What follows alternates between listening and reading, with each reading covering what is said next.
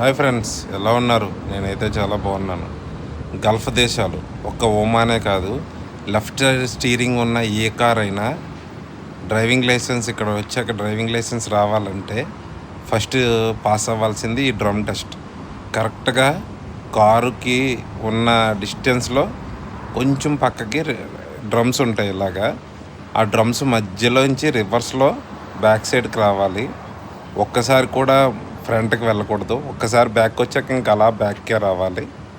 ఇంకోటి ఏంటంటే బుర్ర కూడా వెనక్కి తిప్పకుండా ఓన్లీ సైడ్ మిర్రర్లో మేనేజ్ చేస్తూ రావాలి వెనక్కి. అలాగా ఈ 4 డ్రమ్స్ ఏ డ్రమ్ టచ్ అయినా ఫెయిల్ అయిపోతారు.